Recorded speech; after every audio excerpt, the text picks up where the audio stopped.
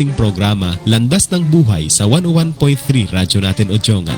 Lunes hanggang Biyernes sa ganap na alas 6:30 hanggang alas 7 ng gabi. Sama-sama nating alamin ang mabuting layunin ng Diyos sa buhay mo. Landas ng Buhay sa 101.3 Radyo natin Odjongan. Pangako, binigyang karapatan.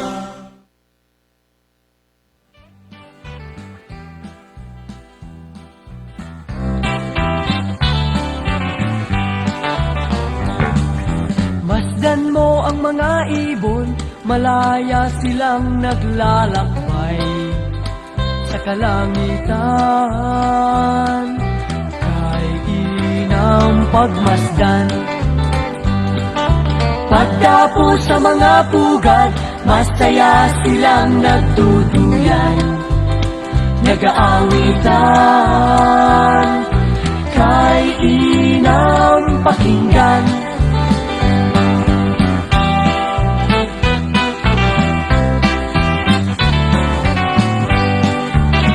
kalaya ay mararanasan ko, ang tao kay Kristo mananangan. Kay Kristo manangan.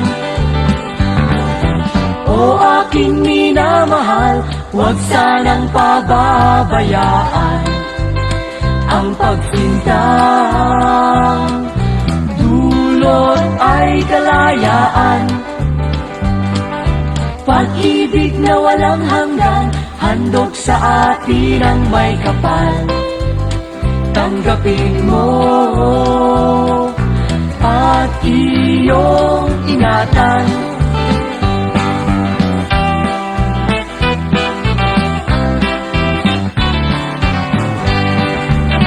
Kalaya ay mararanasan ko, ang tao kay Kristo mananangan. Kay Kristo manangan. La la la la la la la la la la la la la la la la la la la la. Kay Kristo manangan. La la la la la la la la la la la la la la la la la la la la. Kay Kristo manangan. La la la la la la la la la la la la la la la la la la la la. Kay Kristo manangan.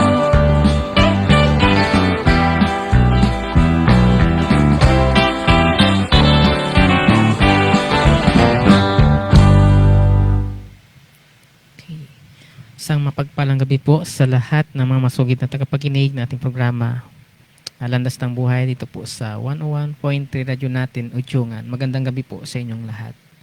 At sa gabing ito, ako ay nagpapasalamat at patuloy po ako nagpapasalamat sa ating Panginoon sa kanya pong kabutihan sa ating mga buhay. Alam ko na ang ating pong probinsya ay may mga nagbabanta na hindi maganda, pero ang ating Panginoon ay tapat at sapat sa lahat ng bagay. No, kung ating pong titingnan, ang ating pong nung nakaraan ay may nabalita dito sa atin kung sa ating probinsya na may nag-positive sa COVID, pero po rin ang Panginoon. No? Alam ko na ang Diyos ang magprotekta sa bawat isa sa atin. Kaya sa gabing ito, patuloy ko pong sina-challenge ang bawat isa sa inyo na patuloy po natin ipag-pray, patuloy po natin ipanalangin ang ating pong probinsya, hindi lang po ang ating probinsya, maging ang ating bansang Pilipinas, na patuloy pong protektahan ng ating Panginoon, tayong lahat, no? Ang kanyang mga anak, ang lahat ng umaasa at nalig sa ating Panginoon. Kaya sa gabing ito, purihin na po ang Panginoon sa kanyang kabutihan. Kung kaya sa gabing ito, patuloy ko po kayong inanyayahan na patuloy pong subaybayan ang ating pong programa Landas ng Buhay. Alam ko na ito po ay makapagbigay sa atin ng kaalaman, no, tungkol sa ating Panginoon. Hindi lang sa ating Panginoon, kundi maging po sa ating buhay, sa pang-araw-araw nating ginagawa, sa lahat po na ating pong mga gagawin. Malalaman po natin kung ano ang dapat nating gawin at kung sino po ang ang dapat nating unahin sa ating mga buhay. Ako po yung mga kasama sa gabing ito, Pastor Junicel Evangelio po, na patuloy po nagsasabi sa inyo ng isang mapagpalang gabi. Kaya sa gabing ito, kung kayo po ay may mga Biblia, makibukas kayo sa akin sa aklat po ng Kawikaan.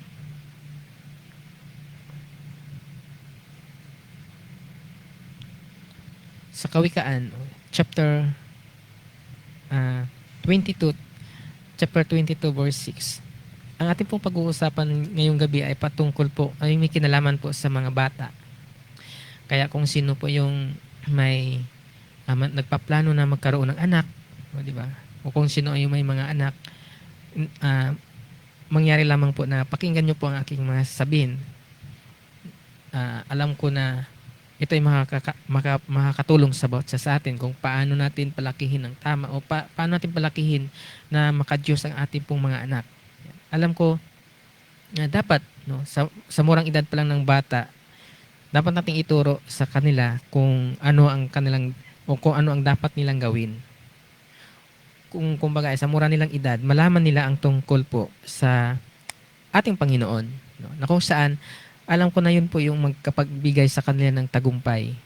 At alam ko na kung ating babasahin ang Biblia, sa Joshua, yung ang bilin po ng Panginoon kay Joshua ay huwag pong kalimutan na basahin ang aklat ng kautusan sapagkat yun ang magbibigay sa kanya ng tagumpay. Sa Kawikaan chapter 22 verse 6, ganito po ang ating mababasa. Kawikaan chapter 22 verse 6. Sabi dito, ituro sa bata ang daang dapat niyang lakaran at hanggang sa paglaki, di niya ito malilimutan. Uulitin ko, ituro sa bata ang daan dapat niyang lakaran hanggang sa paglaki, di niya ito malilimutan. Nagpala po ng Panginoon ang kanyang mga salita na sa gabing ito po ay ating pong pag-uusapan. Tayo muna ay manalangin. Salamat Panginoon sa iyong mga salita. Pagpalain mo kaming lahat sa gabing ito.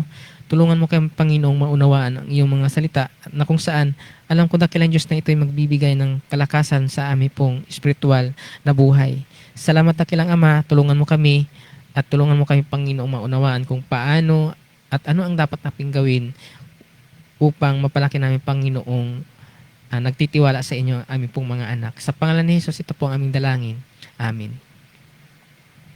Dito po sa ating binasa sa mga isinulat po ni Solomon, marami po siyang payo dito tungkol sa mga bata o tungkol sa mga magulang at kung kani-kanino pa, kung ano ang dapat nating gawin sa ating buhay. At isa nga dito, yung sa gabing ito na ating pong pag-uusapan, tungkol po doon kung paano natin or kung paano tayo magkaroon ng anak na makadiyos. Alam ko na ang mga magulang ay nagnanais na ang kanilang mga anak ay lumaki na kung saan ay makadiyos, mabait. Kaya kung gusto nyong magiging mabuting anak, ang inyong mga anak, dapat nating palakihin ito sa turo na ayon sa banal na kasulatan. Kagaya nga ng ating binasa sa gabing ito na ang sabi dito, ituro sa bata ang daan dapat niyang lakaran. Nang sa kanyang paglaki, hindi niya ito malilimutan. Kaya, sa isang mag-asawa, ang pinakamataas na ambisyon nila ay ang magkaroon sila ng tinatawag nating anak. Yan. Kasi nga, hindi natin masasabing pamilya ang isang tahanan kung walang mga anak. Kasi nga, ang mga anak lang ang nagbibigay ng kasiyahan. At alam ko na yun ang naramdaman ng mga magulang. Pero, kung ating pong mabasa ng Biblia, dapat sila ay ating pong palakihin na kung saan ay may takot sa ating Panginoon. Itinuturo sa banal na kasulatan kung ating pong titingnan na ang mga anak ay biyayang kaloob ng ating Panginoon.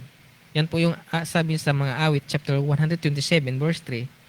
Kaya nga, narapat nating dinggin. Kaya nga, dapat nating sundin kung ano ang sinasabi sa banal na kasulatan, kung paano at ano ang dapat nating gawin, kung paano sila mapalaki na kung saan ay may takot sa ating Panginoon.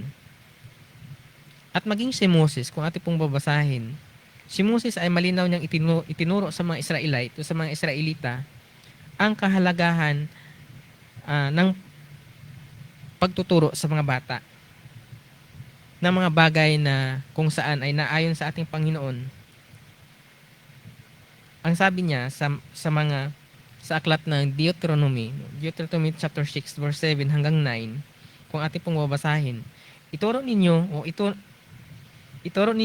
sa inyong mga anak pag-aralan ninyo ito sa inyong tahanan, sa inyong paglalakbay, sa inyong pagtulog sa gabi, at sa iyong pagbangon sa umaga. Ipulupot ninyo ito sa inyong mga kamay bilang tanda, itali sa inyong noo. Isulat sa mga hamba ng pintuan ng inyong bahay at mga tarangkahan. Binibigyan din ng seryosong pagtuturo ni Moses, no? Ang kanyang yung tinatawag na malalim na pagmamalasakit doon sa mga sumusunod na henerasyon upang kumbaga ay hindi makalimutan ng ating mga anak ang tungkol sa ating Panginoon. Kaya doon pa lang no, makikita natin na si Moses ay mayroong siyang matinding umalalim na pagmamalasakit sa mga bata. Sabi niya doon, ituro ninyo ito sa inyong mga anak. Malinaw din na itinturo sa kasulatan na ang pagsasanay sa mga bata upang kanila makilala at masunod ang ating Panginoon sa kanyang tinatawag nating kalooban. Bakit dapat nating turuan ang ating mga anak na ayon sa banal na kasulatan? Sapagkat ang sabi sa 2 Timothy 3:16, ang sabi doon, ang lahat ng kasulatan ay kinasiyahan ng Diyos at kapakipakinabang sa pagtuturo ng katotohanan. Sa pagsaway sa kamalian, sa pagtutuwid sa likong gawain at pagsasanay para sa matuwid na pamumuhay. Kung ating pong titingnan, kung ang Biblia lang ang ating susundin, kung paano natin ito, kung paano natin gawing, siya ang magiging manual natin kung paano natin palakihin ating mga anak. Marami po tayong matutunan mula sa banal na kasulatan tungkol sa mga bagay-bagay na hindi po natin alam, hindi po natin nalalaman, sapagkat kung halimbawa, kung ating pong basahin ang Biblia, doon po natin makita, malaman na kung saan tama pala, no, na dapat pala, no, na ating mga anak ay mapalaki sila na ayon sa kalooban ng ating Panginoon. At hindi lang yun, no, sinabi doon sa 1 Timothy, ang pagtuturo sa mga bata ng katotohanan ng kasulatan ay magbibigay sa kanila ng karunungan tungo sa kaligtasan. Kung ating pong tinuturoan ang ating mga anak na galing mula sa banal na kasulatan, ay magbibigay sa kanila ng kaligtasan. Bakit? Sapagkat hindi sila gagawa na kung alam nila ang tama at mali, na naayon sa kalooban ng ating Panginoon na mula sa banal na kasulatan, hindi nila gagawin ang mga bagay o alam nila kung ano ang dapat nilang gawin at malalaman nila kung ano ang tama at mali at kung ano ang hindi at dapat gawin. Diba? Kaya marapat lamang na yung ating mga anak ay tinuturoan natin na kung saan una, no, ang pinakamaganda nga ay dapat maturuan natin ang ating mga anak kung tungkol sa ating Panginoon, kung sino ang tagapagligtas, o makilala ang ating Panginoon kung ay makilala siya na siya ang kailangan ng bawat tao, na kung saan magbibigay sa atin ng kapayapaan, magbibigay sa atin ng kaligtasan, hindi lang po sa tinatawag nating physical na kalagayan, kundi maging sa spiritual na buhay natin. At hindi lang yun, no? Hindi lang yun. Ang mga bata ay dapat nating turuan upang sila, no, kapag halimbawa sila ay tinanong ng mga tao na tungkol sa kanilang pag-asa o sa kanilang paniniwala, ay mayroon silang maisasagot. Mayroon silang, ay ano ang paniniwala mo sa ating Panginoon? O ano ang paniniwala mo sa Diyos? Ano ba ang iyong nalalaman tungkol sa ating Panginoon? Kung sila ay ating tinuturuan sa bahay pa lang, hindi sila hindi sila maliligaw, hindi sila kung alam nila kung ano ang kanilang maisasagot. Kaya dapat natin silang tuluan mula sa banal na kasulatan at maging bilang paghahanda sa kanila para labanan ang impluwensya ng kultura o ang impluwensya ng kapaligiran na nagtuturo sa kabataan na makamundong pagpapahalaga. Alam ko na dapat nating pahalagahan, una sa lahat ay ang spiritual na mga bagay. Kapag halimbawa kapag halimbawa inuna natin ang ating Panginoon, alam ko na ang lahat ng ating mga kailangan ay susunod. At alam ko na ang lahat nating kailangan o dapat nating makamtan sa buhay, alam ko na ibibigay ng ating Panginoon. Ang masakit lang sa ngayong kapanahunan, no, napapansin ko sa mga kabataan. Lagi ko ang sinasabi, kasi nga sa udyungan ay ako po yung sa mga bata, no, ako po yung nagiging yung kumbaga ay pastor sa mga bata. Nakikita ko doon sa kanila na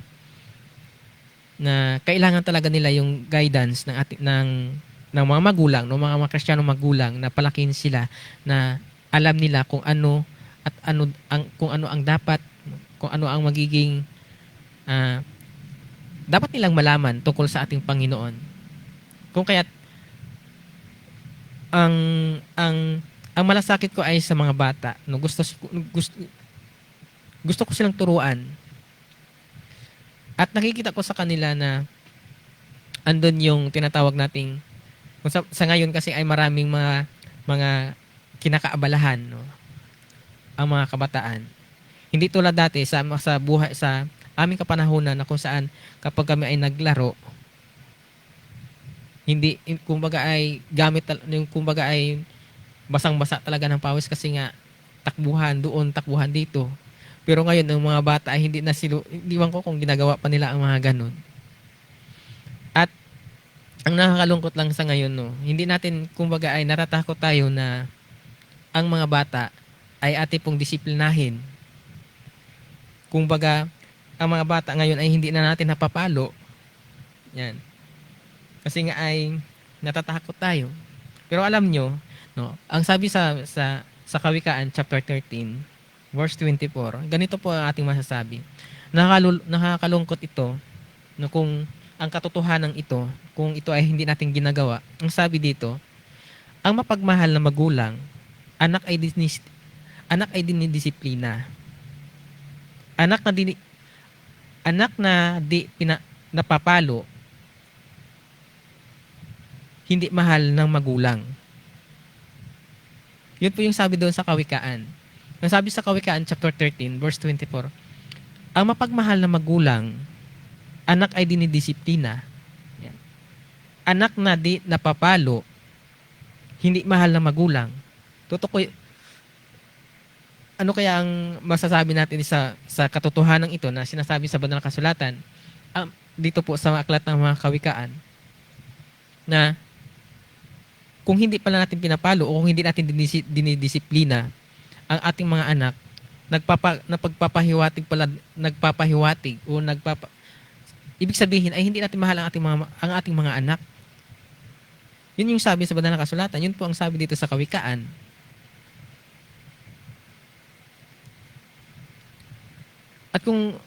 At maging dito sa Kawikaan chapter 22 verse 15. Likas talaga sa mga bata ang pagiging pilyo. Ngunit sa magitan ng palo, sila ay matututo. Sa pamagitan ng disiplina ng mga magulang, ang mga anak ay natututo. Pero minsan kasi nga, ang ating mga anak ay paluin na didisiplinahin natin kung sila ay sila ay napalo, no. Pagkatapos paluin, paliwanag natin sa kanila kung bakit natin sila pinalo. At kung ano ang magiging kasalanan. Kasi nga, baka naman kapag nagkasala yung mga anak niyo, kaya kayo ay natatakot na kumbaga ay sumbong ng inyong mga anak. Kahit walang kasalanan, pinapalo ninyo siguro. O di kaya ay ang inyong mga anak pinapalo nyo ng 2x2, di ba? Kaya, kumbaga, ang pagpalo, ang sabi may sinabi din dito sa Kawikaan.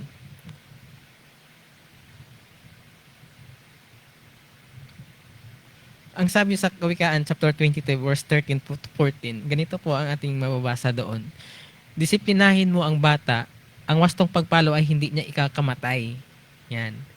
Ililigtas mo pa siya mula sa daigdig ng mga patay. Ibig sabihin is, na itutuwid mo siya. No? Hindi siya magkakasala. Hindi siya magkaroon ng kasalanan, hindi siya magiging kumbaga ay hindi siya magiging barumbado kasi nga na na i-guide mo siya ng maayos, no? Na disiplina mo siya ng maayos. Ang mga magulang na kung saan ay hindi nila na nadidisiplina ang kanilang mga anak, ang pakiramdam ng mga anak ay hindi sila mahal ng kanilang mga magulang. Ang ating Panginoon man, kung ating babasahin ang Biblia, ang ating Panginoon ay binibigyan o pinaparusahan o kumbaga ay pinapalo din o dinidisiplina din tayo ng ating Panginoon. Paano? Kasi tayo ay matigas ang ulo minsan, kaya nakakaranas tayo ng hindi maganda, no? Nagkakaroon tayo ng tinatawag nating nagkakasakit tayo kasi nga doon sa mga ginagawa natin, hindi natin iniingatan ang mga katawan natin, hindi natin iniingatan ang ating pong katawan, kaya tayo ay nagkakasakit. Dinidisiplina tayo ng ating Panginoon. Kaya maging po sa ating mga magulang na nakikinig sa ngayong gabi, kailangan po nating disiplinahin ang ating mga anak. No, kung kailangan nating ito ay kumbaga ay paluin natin, gawin natin ito sa tama. Wag lang na kumbaga ay kung kapag galit ka, paluin yung mga anak mo. Anong kasalanan? Ano ang kumbaga ay ano ang dahilan bakit pinalo mo yung anak mo? Naiintindihan din yung mga bata, no? Naiintindihan din nila yan kung bakit sila ay napapalo. Kung ate po silang dinidisiplina o kanya pinalo natin, kaya nga sinabi ko kanina sa inyo, ipaliwanag natin sa kanila kung bakit natin sila pinalo o kung bakit natin sila kumbaga ay nasaktan. Kasi nga ang sabi doon, no, sa ating binasa, likas talaga sa kanila ang pagiging pilyo. Kaya hindi talaga natin sila maiwasan na hindi sila masaktan o hindi sila mapalo.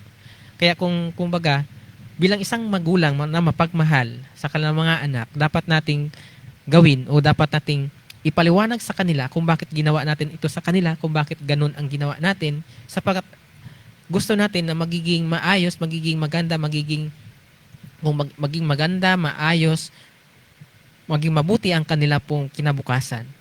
Ang ating ginagawa ay para sa kanila. Ang ating mga ginagawa ay hindi po sa kanino man, kundi para sa kanila.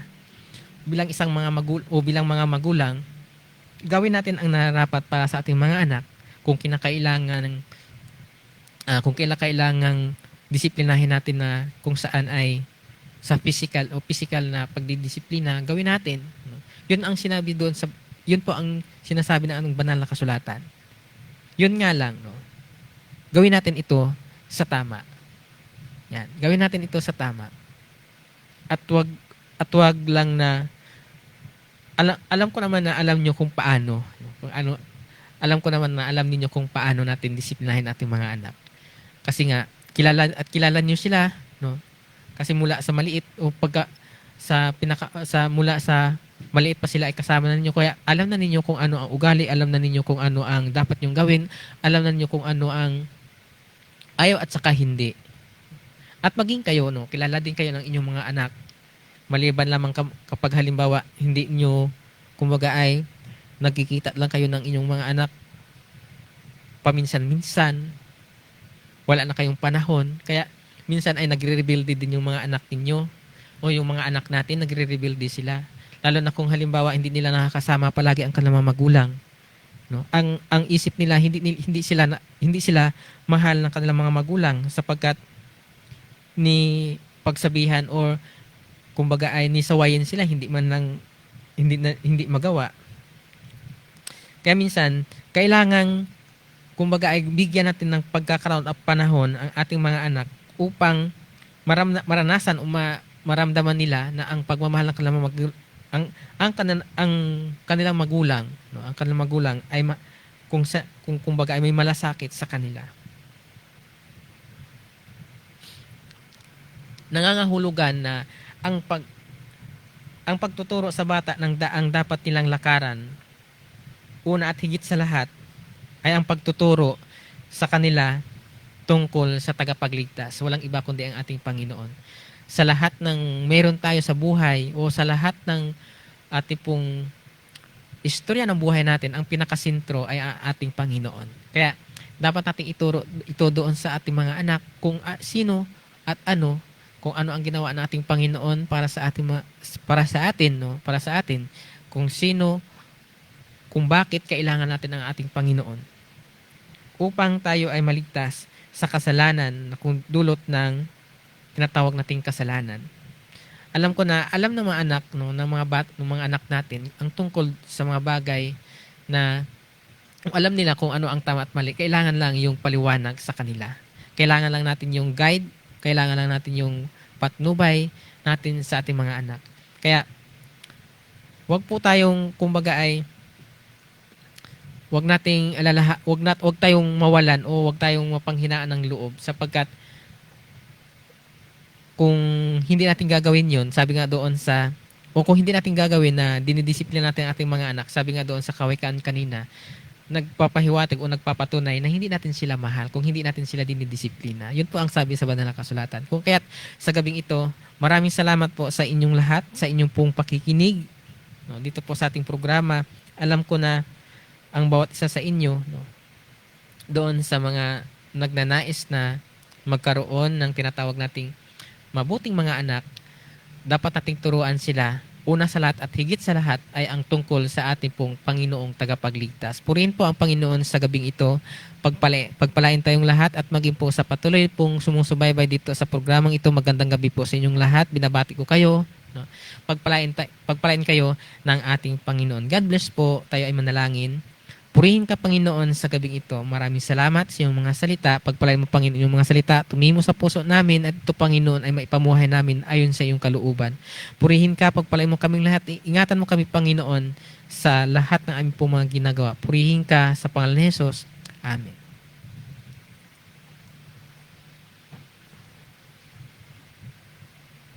Radyo na